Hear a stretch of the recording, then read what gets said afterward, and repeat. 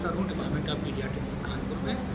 और आज का जो कार्यक्रम है ये सेंट्रल IAP की तरफ इंडियन अकेडमी ऑफ पीडियाट्रिक्स की तरफ से हो रहा है, जिसको होस्ट यहाँ पे कानपुर अकेडमी ऑफ पीडियाट्रिक कर रहा है, जिसमें चंडीगढ़, कन्नौज से डॉक्टर चौधरी एवं कानपुर से भी 3 फैकल्टी हैं। सुबह से बेसिकली बच्चों में जो सांस संबंधित बीमारियां होती हैं, जिसमें सांस को हम 2 पार्ट में बांटते हैं, अपर एयरवे जिसमें नाक गला आता है एवं लोअर एयरवे जिसमें फेफड़े आते हैं, कि इन्फेक्शन के बारे में चर्चा हो रही है। सबसे बड़ी परेशानी ये होती है कि मेडिकल स्टोर वाले भी इलाज कर देते हैं और डिफरेंट भिन्नता होती है, तो क्या क्या लक्षण हो, कैसे उसको डायग्नोज करें, सभी डॉक्टर एक ही तरह का इलाज करें, इसी पे आज सुबह से चर्चा हो रही है। और इसका मुख्य बिंदु यही है कि कम से कम एंटीबायोटिक का प्रयोग करके ज़्यादा से ज़्यादा हम बच्चों को ट्रीट कर लें और एंटीबायोटिक के मिसयूज को भी हम बचाएं, इसी पे चर्चा हो रही है सुबह से। इससे क्या कोई निष्कर्ष निकला, क्या है इसका? निष्कर्ष यही है कि एक कंसेंसस गाइडलाइन बनाई गई है, जिसमें जैसे निमोनिया है तो कोई कहता है भर्ती करो, कोई कहता है ओरल दे दो, कोई कहता है नहीं दो, तो क्या क्या सिम्टम हो, उसकी क्या क्या सीवियरिटी हो, तो हमें क्या क्या इलाज करना चाहिए, इसी पे चर्चा हुई है। चर्चा का मुख्य निष्कर्ष हमारा यही आ रहा है कि एंटीबायोटिक का यूज बहुत ही जुडिशियस होना चाहिए, जितनी ज़रूरत हो उतना ही होना चाहिए, ज़रूरत से ज़्यादा। उसमें कहा गया कि निमोनिया 5 दिन सफिशिएंट है, कोई 10 दिन देता है, तो जितने दिन तक, जितनी डोज में, जितने ड्यूरेशन तक देना है उतना ही देना चाहिए, इसी पे चर्चा हुई है। मैं भारतीय बाल रोग अकादमी का पूर्व राष्ट्रीय उपाध्यक्ष हूँ, बाल रोग विभाग अध्यक्ष रहा हूँ।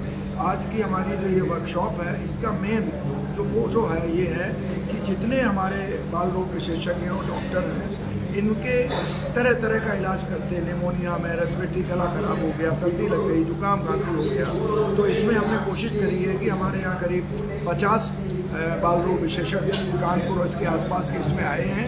और इसमें हम एक भी बता रहे हैं कि एक समरूपता है, एक रूपता है।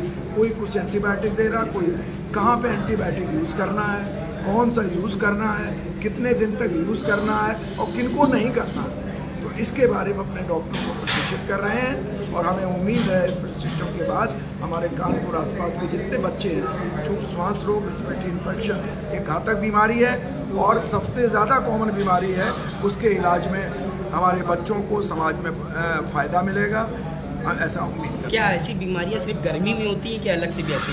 जी बिल्कुल, आपने सही कहा। गर्मी में ऐसा होता, बच्चे को आपने AC कूलर में रखा और एकदम से ले गए गर्मी में ले गए, या गर्मी से आए एकदम से सर्दी में ले गए, ये कदापि नहीं करना चाहिए। बीच में जैसे गर्मी से आए तो एक ऐसी जगह रखिए जो दोनों के बीच का टेम्परेचर हो।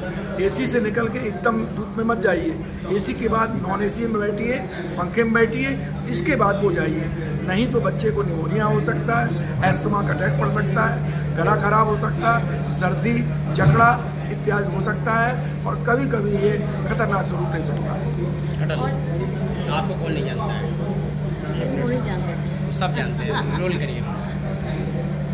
जब हम ये निवेदन है स्कूल वालों से कि बिल्कुल चिल्ड कमरों में बच्चों को पढ़ाते हैं और सीधे धूप में खड़ा कर देते हैं छुट्टी के वक्त, कम से कम 1 घंटे पहले अपने स्कूल्स के क्लासरूम्स के ACs बंद कर दें, जिससे टेम्परेचर मॉडरेशन हो जाए, बॉडी एक्लेमेटाइज हो जाए, उसके बाद वो बच्चे धूप में आए। बॉडी शॉक में चली जाती है, सर इतनी गर्मी हो रही है, आप चिल्ड में पढ़ाते हो, बिल्कुल भयंकर धूप में खड़ा कर देते हैं, छुट्टी हो। तो ये रिक्वेस्ट है, सब आपकी बॉडी इम्यूनिटी को कम करता है और किसी भी इन्फेक्शन को इन्वाइट कर लेता है। रात भर बच्चे जैसे पंखे कूलर में सोते हैं और जब सवेरे उठते हैं तो थोड़ा सा उनका बदन ऐंठता है और बदन टूटता है, उसको लेकर क्या कहेंगे? कूलर तो देखिए बहुत अच्छी चीज़ है, कूलर में नहीं इतना ऐंठता जितना चिल्ड AC का टेम्परेचर 24 to 25 के बीच में ही होना चाहिए। AC बहुत, इससे कम में आपकी बॉडी एक्सेप्ट नहीं करती है और ऐंठन होती है। कुछ डॉक्टरों का ये भी कहना है कि कुछ बच्चे जैसे सुबह सुबह जल्दी उठा दिए जाते हैं सुबह, तो उनको भी अटैक टाइप का पड़ जाता है सुबह, जैसे अचानक उठ जाते सोते सोते, तो ऐसा कैसे हो जाता है? नहीं, बच्चों को अगर कोई भी चीज़ आकस्मिक करेंगे, अगर स्लीप प्रॉपर नहीं हो, टाइम से सुलाइए, टाइम से उठाइए, एक बॉडी को शॉक में मत डालिए, एक रूटीन में लाइए। अगर उनका सुबह 6 बजे का स्कूल है तो 10 बजे सो जाने दीजिए। Sleep is the best medicine. First slide was tympanic membrane, so first facility is otitis media. What are the other facilities? बहुत सारी लंबी लिस्ट है, एक दो बताऊं। Please.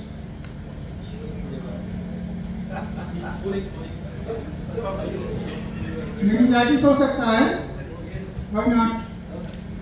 और कुछ nose block, oral ulcer, so there is a big list.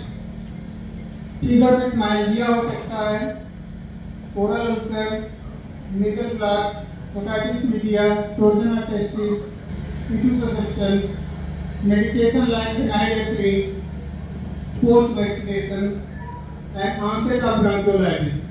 There are other many things are also there. So if child is coming with fever